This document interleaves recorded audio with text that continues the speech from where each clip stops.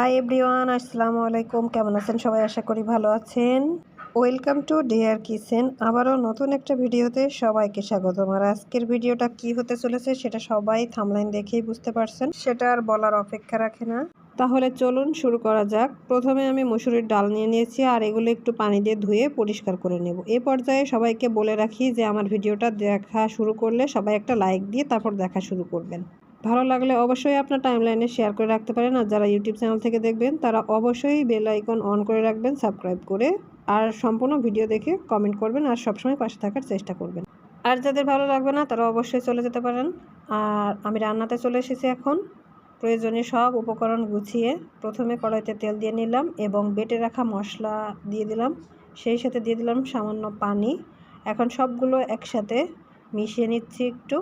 আর এরপরে আমি যেটা করলাম সেটা হচ্ছে শুকনো উপকরণ যেগুলো ছিল, লবণ, হলুদের গুঁড়া দিয়ে একটু মিশিয়ে নিচ্ছি। এরপর আমি হচ্ছে মরিচের গুঁড়া দিয়ে দেব পরিমাণ মতো।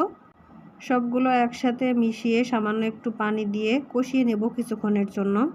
এই রান্নাটা আপনি ভাত, রুটি, পরোটা সবগুলোর সাথেই খুবই সুন্দরভাবে খেতে পারেন। আর রান্নাটা খুবই সুস্বাদু। আর আমি প্রথমে পেঁপেগুলো দিয়ে দিলাম মশলার সাথে, আর এখন দিয়ে দিচ্ছি হচ্ছে মসুর ডালগুলো। এই রান্নাটা করলে আপনার সকালের নাস্তার জন্য রুটি পরোটার সাথে কিছু চিন্তা করা লাগবে না, এটা অনায়াসে খেতে পারেন। আর এই রান্নাটা বাচ্চা থেকে বড়রা সবাই খেতে পারেন, মরিচের পরিমাণ কম বেশি করে।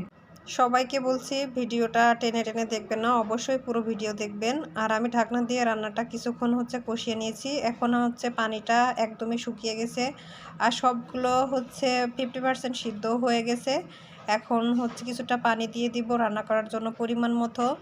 আর সবগুলো একসাথে নেড়ে চেড়ে রান্না করে নেব। পানি একটু কম মনে হয়েছে বলে আরেকটু দিয়েছি আমি। আর লবণটা চেক করছি, লবণও দিয়েছি সাথে কিছু।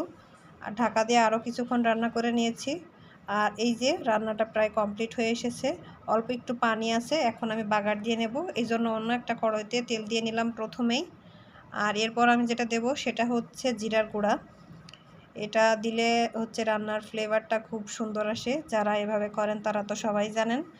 আর এখন দিয়ে দিচ্ছি পেঁয়াজ ও রসুন কুচি, সেগুলো একটু ভালোভাবে ভেজে নেব কিছুক্ষণের জন্য, বেশি পোড়ানো যাবে না, হালকা একটু লাল লাল হওয়া অবধি।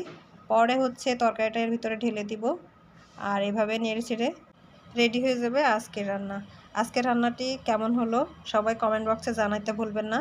আজকে এখানেই শেষ করছি। সবাই ভালো থাকবেন, সুস্থ থাকবেন। আপনাদের জন্য দোয়া রইল, আমার জন্য দোয়া করবেন। আল্লাহ হাফেজ সবাইকে।